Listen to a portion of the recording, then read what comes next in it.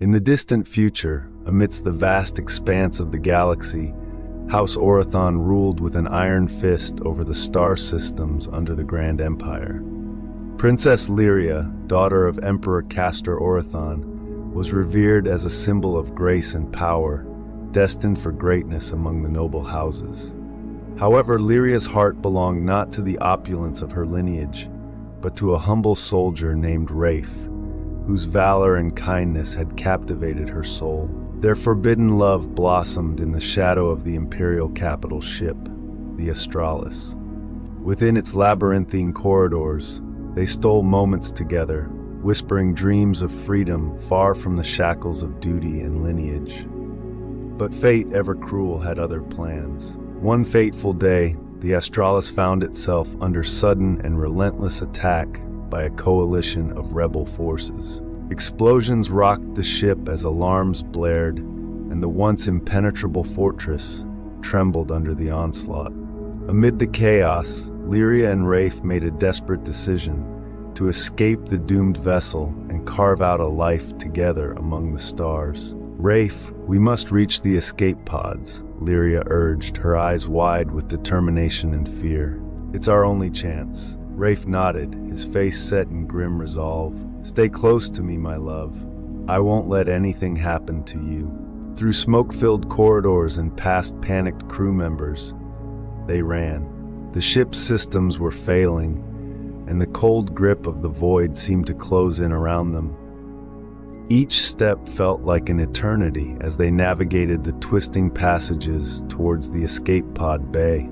The hatch to the escape pods was in sight when another violent explosion rocked the ship. The lights flickered and died, plunging them into near darkness. Lyria clutched Rafe's hand tighter, her breath coming in ragged gasps. "Keep going, Lyria," Rafe urged, his voice a beacon in the darkness. "We're almost there." With a final desperate sprint, they reached the hatch. Rafe slammed the control panel, and the door hissed open, revealing the small, cramped interior of the escape pod. But as they stepped inside, a terrible realization dawned upon them. The ship's life support systems had completely failed. The air was thinning rapidly, and the cold, silent vacuum of space was closing in. "Lyria," Rafe said, his voice weakening, "we have to seal the hatch.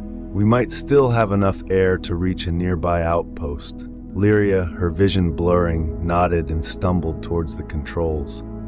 But her hands trembled, and her strength was fading. Rafe moved to help her, but he too was faltering. Together, they managed to seal the hatch, but the effort left them gasping for the dwindling oxygen. As they slumped to the floor of the escape pod, Lyria reached for Rafe's hand. "I love you," she whispered, her voice barely audible. Rafe squeezed her hand weakly, his eyes locking with hers. "And I love you, Lyria, always." The air was almost gone now. Lyria's vision darkened, and she felt the cold embrace of the void closing around her. In their final moments, she and Rafe held each other, their love defying the vast, uncaring emptiness of space. As consciousness slipped away, Lyria's last thought was of a future they would never have, a future where they were free, together, under the distant stars. But even as darkness claimed them, their love remained a bright, eternal flame in the endless night.